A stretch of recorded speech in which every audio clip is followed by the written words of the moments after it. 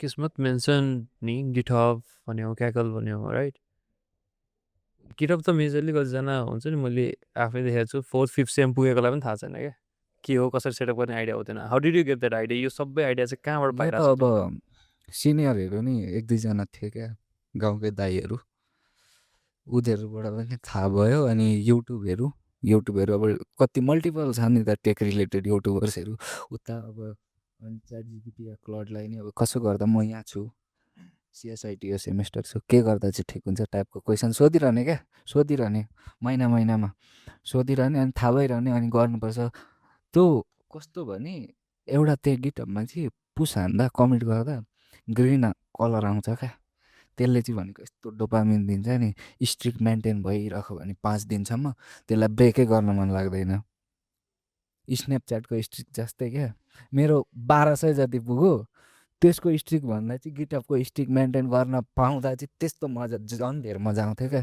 तर मेन्टेन चाहिँ भएको छैन जे भए पनि यसो हेर्दै जाँदा हरियो पुरै अलिक 2 महिनादेखि चाहिँ निकै हरियो हुँदै गएको छ धेरैलाई थाहा हुँदैन नि कहाँ थाहा हुन्छ मेरो चाहिँ भनेको अब क्लासमा सिकेको सीको एउटा रेपोजिटरी बनाएँ अहिले सिक्दै गरेको पाइथनको बनाएको छु अनि यो अब्जेक्ट ओरिएन्टेड प्रोग्रामिङ अहिले सेकेन्ड स्टेपमा सिकेको छु त्यसको पनि रेपोजिटरी बनाएर जुन लेख्छु त्यो सबै सिकेको कुरा सबै पुस हान्दैछु प्रोजेक्ट बनाउने लेभलको भएको चाहिँ छैन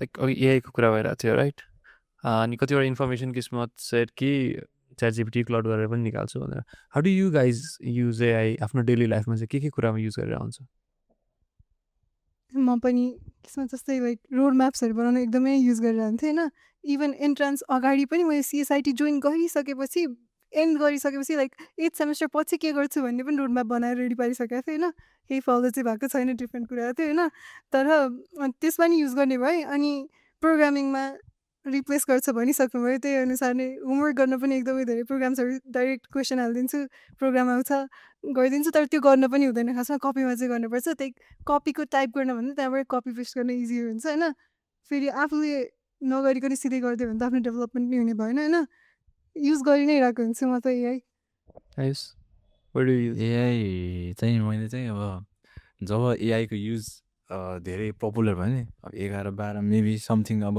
मैले चाहिँ थाहा भयो कि 11-12मा त्यो दिनदेखि युज गर्छु बेला पहिला त अब हुन्थेन अब आमा बुबालाई पनि भन्छु क्या एआईको युज गर्नुहोस् ChatGPT सिधै भन्नुहोस् अहिले त अब हाम्रो अप्सनमा धेरै छन् तर चाहिँ ChatGPT अब मेनली मम्मीहरूलाई थाहा हुन्छ अब जेनेरेसन त्यस्तै अनि त्यसपछि के हुन्छ मेरो बहिनी छ एउटा बहिनीलाई चाहिँ अहिले अब सानै क्लासमा नेपालीहरू लोकल्सहरू के छ कि नेपाली ल्याङ्ग्वेजमा मलाई चाहिँ सानैदेखि नेपाली नमन पर्ने धेरै जसोलाई मन पर्दैन नेपाली पढ्न लेख्न सबभन्दा होइन अब त्यो सबै चाहिँ अनि त्यसपछि अहिले पनि मम्मीले चाहिँ मलाई चाहिँ नि बोलाउनु चाहिँ किनभने चाहिँ अब एक्जाम चलिरहेछ आइजे पढाइदियो भन्नुहुन्छ क्या होइन मैले चाहिँ मम्मीलाई भन्छु एआई युज गर्नु भनेर भन्छु मम्मीलाई चाहिँ एआई चाहिन्न भन्छ अनि त्यसपछि मलाई कल गरेर मैले चाहिँ अब सल्भ गरिदिएर दिनुपर्छ क्या फेरि ChatGPTबाटै गर्ने मैले पनि ChatGPTबाटै कपी पेस्ट हानिदिन्छु अनि दिन्छु हो मम्मीलाई त्यो हिसाबले चाहिँ मैले चाहिँ अब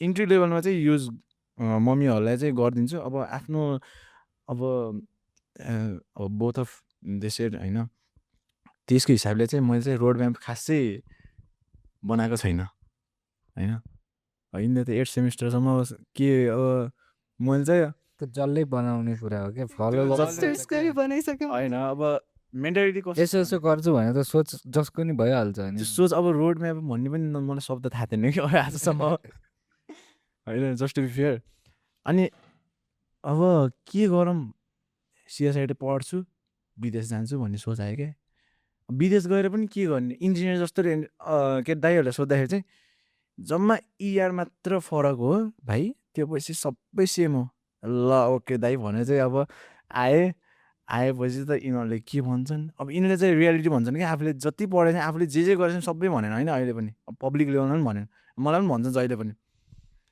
भन्छन् मलाई अनि मैले चाहिँ त्यो एन्ट्री गर्न सक्दैन कि एआईमा सोध्छु केही पाउन्न मैले यत्रो अब लेखेको हुन्छ त्यसमा चाहिँ मैले त्यो फन्टै मलाई मन पर्दैन कि एआईको खास हुने चाहिँ भन्ने मलाई मेरो फर्स्ट सेमेस्टर जस्तो जस्तो हालत छ त्यो अझै उसले बाटो भेटेको छैन जस्तो मेरो छ। चाहिँ अब पाथ बल्ल फाइन्ड फर्स्ट गरिसकेको छैन कुन फिल्डमा जाने भन्ने उसले अझै एक्सप्लोर गर्न बाँकी छ। अब फिल्ड धेरै छ, मल्टिपल फिल्डमा एक्सप्लोर गरेर एउटा न एउटा मनपर्छ।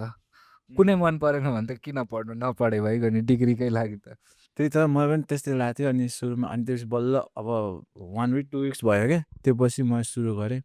इन्जी त धेरै अब होस्टेल हुँदाखेरि धेरै कुरा हुन्छ, आजकल चाहिँ अलिक खासै हुन्न। अब सुरु भइहाल्छ। अब हाम्रो त्यही पुरानो साथी होइन अर्को अप्सन पनि छ है, तर केही गर्न सकेन भने एमएससी सिएसआइटी भनेर छ, ठ्याक्क त्यो पढ्ने ब्याचलर्स पढाउने कम्प्युटर साइन्स रिलेटेड सब्जेक्ट सब पढाउने। म त मास्टर्स टिचर होइन प्रोफेसर नि, ब्याचलरलाई पढाउने टिचर हुन्छ प्रोफेसर। कस्तो खतरा नि, कुल प्रोफेसर हुनु परेन एक दुईजना, सबैले कम्पनीमा काम गर्ने अर्थ गर्ने पढाउने चाहिँ कसले, कोही त चाहियो होला नि त। यङ्गर जेनेरेसनलाई चाहिँ कसले पढाउँछ?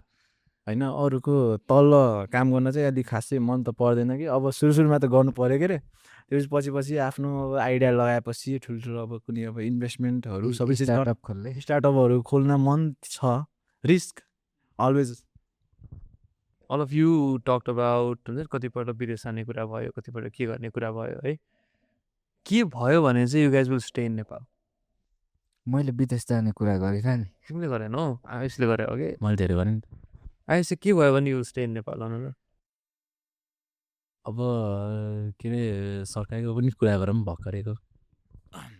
सो अपर्च्युनिटी चाहिँ मम्मीले चाहिँ जहिले पनि मलाई फेसबुकबाट चाहिँ अलवेज फेसबुक, ओन्ली इन फेसबुकबाट चाहिँ बालेन सरकारले यस्तो गरे यो गरे, ए तिमीलाई त फ्रीमा दिएछ नि त इन्टर्नसिप भन्नुभयो। म इन्टर्नसिप भन्नु खोजेको होला मम्मीले चाहिँ। अनि मैले जब पाइएछ यो पाइएछ भने, कहाँ पाइएछ मम्मी भने। अनि त्यो पछि त्यही चाहिँ पाइएछ हेर न जा भन्छ। अनि कहीँ पनि पाइन्न। अब हामीलाई त रियालिटी थाहा छ नि त, मम्मीहरू चाहिँ काठमाडौँमा जति पनि पाइन्छ भन्ने हुन्छ। यहाँ आएपछि पाउन त पाइन्छ, तर चाहिँ अलि नेटवर्किङहरू आफ्नो मान्छे चिनेको मान्छेहरू चाहिँ अब त्यहाँबाट चाहिँ थाहा हुन्छ। जस्तै अब आज पडकास्टमा आएको पनि किस्मतले गर्दा है, थ्याङ्क टु हिम होइन। अब मलाई चाहिँ पडकास्टिङ गर्न मन थियो कि पहिलेदेखि, I want to talk with everyone के। मलाई चाहिँ युट्युबमा आउन मन थियो पहिलेदेखि। अब अहिले पनि साथीहरू युट्युबर हुनुपर्छ, गीत बनाएर हाल्नु नि। अनि गीत गाएको तिमी त त्यस्तो गर। मलाई चाहिँ त्यो गर्न मन थियो क्या। अहिले चाहिँ मैले एडिटिङमा भिडियो एडिटिङ बेस्ट चाहिँ मनपर्छ, अनि म्युजिक एडिटिङ होइन। भर्खरै मैले चाहिँ सिकिरहेको छु। अब एडभान्स लेभलमा त होइन, सुस्त कसरी गाउने, कसरी कम्पोज गर्ने, कसरी भिडियो एडिटिङ गर्ने, कलर ग्रेडिङहरू सबै त्यो सिकेको छु। त्यो बाहेक कोडिङहरू चाहिँ अलि इन्ट्रेस्ट कम लाग्छ क्या। किनकि आफ्नो इन्ट्रेस्टिङ भनेको चाहिँ इन्ट्रेस्ट भनेको एउटा एडिटिङ गर्ने होस् जहिले पनि। अब युट्युबहरूमा पनि राख्थ्यो पहिला सानो एउटा J2 फोन भन्ने हुन्थ्यो, स्यामसङको Samsung Galaxy Z। Samsung galaxy J2। त्यो पनि सानैमा, त्यो पछि पाएपछि मैले जहिले पनि भ्लग गराउँथेँ क्या। अहिले चाहिँ राम्रो फोन छ तर भ्लग गर्न मन छैन, त्यो कन्फिडेन्स छैन क्या। बहिनी भाइहरूसित जान्थेँ भ्लग गरेर युट्युबमा राख्थेँ। अहिले पनि च्यानलमा चाहिँ भनौँ न अहिलेसम्मको कति 500 कि 1000 भ्युज छ है अहिलेसम्म। पहिले 5-6 वर्ष अगाडि राखेको उसो। त्यति बेला चाहिँ एउटा सानो हुन्थ्यो। त्यो पछि त्यो भ्लगहरू गरेर चाहिँ म नेपालमै के गर्छु भन्थेँ। भ्लगर धेरै हुन्थ्यो नि त भ्लगरहरू, नेपालमा केही गर्छु, भ्लगिङ सगिङ गर्छु, विदेश जान्न होइन। अब भ्लगिङमा केही स्कोप भयो भने अनि एउटा चाहिँ सबभन्दा मेन अब एउटा नेपालमा केही भयो भने चाहिँ भनेको चाहिँ सिङ्गिङमा एउटा scope, one of the best है। मलाई सिङ्गिङमै स्कोप चाहिन्छ यहाँ नेपालमा। त्यो पछि म विदेश कहीँ हेर्दैन क्या, कहीँ हेर्दैन। म चाहिँ अब बच्चैदेखि एकदम ठुलो देशभक्त थिएँ है। स्कुलमा ग्रेड 1 देखि नै म अगाडि गएर भन्थेँ कोही पनि विदेश नजाऊ, देशमा बस होइन। बिकज म 12 सम्म नै अगाडि गएर भाषण दिन्थेँ कि एभ्री टाइम। अब 11-12मा त स्पेसली कतिजना विदेश जाने कतिजना नजाने भन्ने डिस्कसन भइरहेको थियो मलाई टिचरहरूले। अनि म चाहिँ सधैँ नजानेमा बस्थेँ कि होइन, बुढो हुँदासम्म नजाने, घुम्न जाने एक दुईचोटि होइन, तर त्यस्तो सेटल हुने गरी अरू वर्क गर्न त्यस्तो गर्न नजाने भन्ने साइडतिर थिएँ होइन।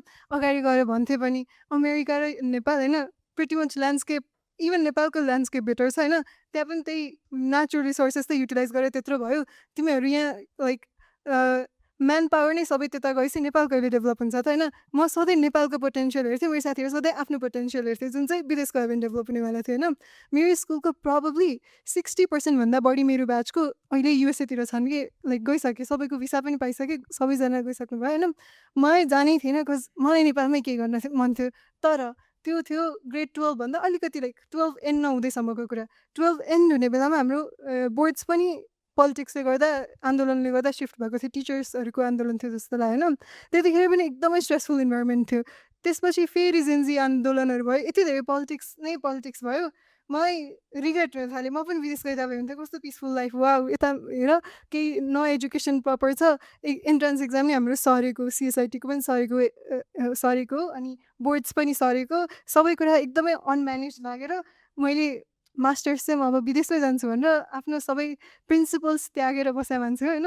पहिला चाहिँ म देशमै केही गर्छु भनेर सोचेको थिएँ, तर अब देशमा के भयो भने बस्छु भन्दा फर्स्टमा त पोलिटिकल स्टेबिलिटी